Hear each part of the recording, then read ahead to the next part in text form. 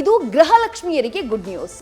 ಹೊಸ ವರ್ಷದ ಹೊಸ್ತಿಲಲ್ಲಿ ಮಹಿಳೆಯರಿಗೆ ಗೃಹಲಕ್ಷ್ಮಿ ಗ್ಯಾರಂಟಿಯ ಬಗ್ಗೆ ಶುಭ ಸುದ್ದಿ ಸಿಕ್ಕಿದೆ.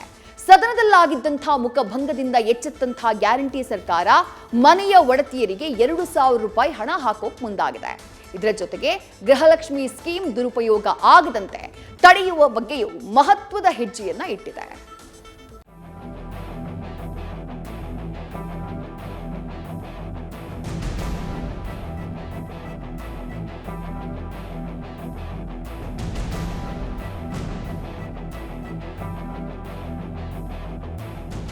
ಗೃಹಲಕ್ಷ್ಮಿ ಸರ್ಕಾರದ ಪ್ರಮುಖ ಗ್ಯಾರಂಟಿ.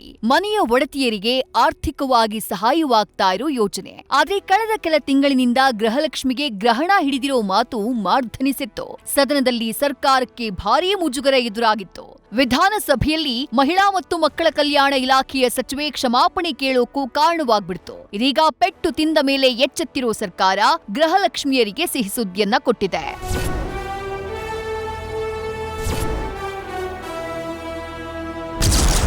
ಗೃಹಲಕ್ಷ್ಮಿಯರಿಗೆ ಸರ್ಕಾರದಿಂದ ಗುಡ್ ನ್ಯೂಸ್.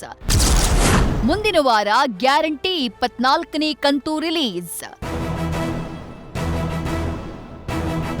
ರಾಜ್ಯದ ಗೃಹಲಕ್ಷ್ಮಿಯರು ಚಾತಕ ಪಕ್ಷಿಯಂತೆ ಕಾಯ್ತಾ ಇರೋ ಗೃಹಲಕ್ಷ್ಮಿ ಯೋಜನೆಯ ಕಂತಿನ ಹಣ ಬಿಡುಗಡೆಯಾಗುವ ಗುಡ್ ನ್ಯೂಸ್ ಸಿಕ್ಕಿದೆ. ಈಗಾಗಲೇ ಗೃಹಲಕ್ಷ್ಮಿ ಯೋಜನೆಯ ಹಣ 3 ತಿಂಗಳಿನಿಂದ ಬಾಕಿ ಇದೆ. ಹಣ ಬಿಡುಗಡೆ ವಿಳಂಬ ಆಗಿರೋದು ಬೆಳಗಾವಿಯ ಸದನದಲ್ಲೂ ಕೋಲಾಹಲವನ್ನ ಸೃಷ್ಟಿ ಮಾಡಿತು. ಇದೀಗ ಕಡೆಗೂ ಕೋಟ್ಯಂತರ ಜನರ ನಿರೀಕ್ಷೆಗೆ ಲಕ್ಷ್ಮೀ ಹೆಬ್ಬಾಳ್ಕರ್ ಉತ್ತರಿಸಿದ್ದಾರೆ.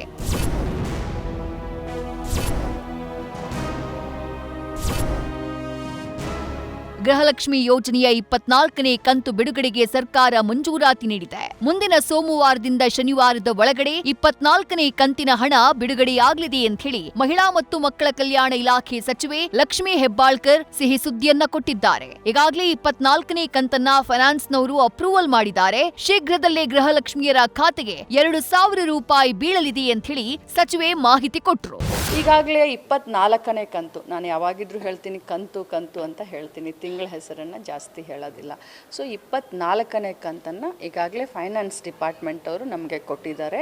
ಈಗಾಗಲೇ 24ನೇ ಕಂತು, ನಾನು ಯಾವಾಗಿದ್ರೂ ಹೇಳ್ತೀನಿ ಕಂತು ಕಂತು ಅಂತ ಹೇಳ್ತೀನಿ, ತಿಂಗಳ ಹೆಸರನ್ನು ಜಾಸ್ತಿ ಹೇಳೋದಿಲ್ಲ. ಸೊ 24ನೇ ಕಂತನ್ನು ಈಗಾಗಲೇ ಫೈನಾನ್ಸ್ ಡಿಪಾರ್ಟ್ಮೆಂಟ್ ಅವರು ನಮಗೆ ಕೊಟ್ಟಿದ್ದಾರೆ. ಸೋಮವಾರದಿಂದ ಮುಂದಿನ ಶನಿವಾರದ ಒಳಗಡೆ 24ನೇ ಕಂತು ಬಿಡುಗಡೆಯಾಗುತ್ತೆ. ಸೋಮವಾರದಿಂದ ಮುಂದಿನ ಶನಿವಾರದ ಒಳಗಡೆ 24ನೇ ಕಂತು ಬಿಡುಗಡೆಯಾಗಿದೆ.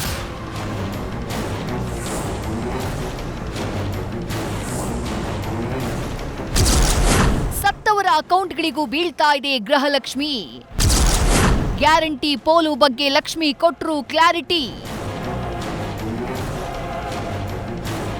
ಕಾಂಗ್ರೆಸ್ ಸರ್ಕಾರದ ಗ್ಯಾರಂಟಿಗಳು ದುರುಪಯೋಗವಾಗ್ತಾ ಇವೆ ಎನ್ನುವುದು ಗೊತ್ತಿರೋ ಸಂಗತಿ. ಅದರಲ್ಲೂ ಸತ್ತವರ ಅಕೌಂಟ್ಗೂ ಗೃಹಲಕ್ಷ್ಮಿ ಹಣ ಸಂದಾಯವಾಗ್ತಿದೆ ಎನ್ನುವ ಮಾಹಿತಿ ಇದೆ. ಈ ಬಗ್ಗೆ ಮಾತನಾಡಿರೋ ಸಚಿವೆ ಹೆಬ್ಬಾಳ್ಕರ್ ಇದನ್ನ ತಡೆ ಹಿಡಿಯೋಕೆ ಸಾಫ್ಟ್ವೇರ್ ಅಭಿವೃದ್ಧಿಪಡಿಸಿ ಅಳವಡಿಕೆ ಮಾಡಿದ್ದೇವೆ ಅಂತ ಸ್ಪಷ್ಟನೆಯನ್ನ ನೀಡಿದ್ರು.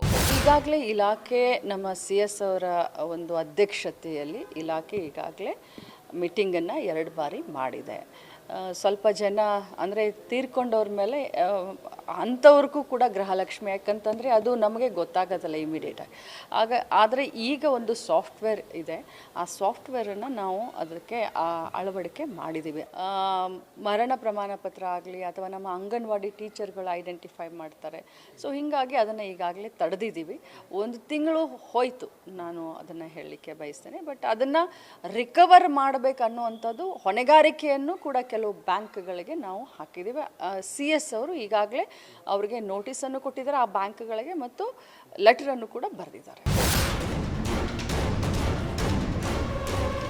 ಹೊಸ ವರ್ಷ ಗೃಹಲಕ್ಷ್ಮಿಯರಿಗೆ ಹೊಸ ಹರುಷ ತರೋದು ನಿಶ್ಚಿತವಾಗಿದೆ. ಸದ್ಯದಲ್ಲೇ ಗೃಹಲಕ್ಷ್ಮಿಯರ ಖಾತೆಗೆ ಹಣ ಬೀಳೋದು ಪಕ್ಕಾ ಆಗಿದೆ. ಇದು ಮನೆ ಒಡತಿಯರಿಗೆ ನಿಜಕ್ಕೂ ಗುಡ್ ನ್ಯೂಸ್.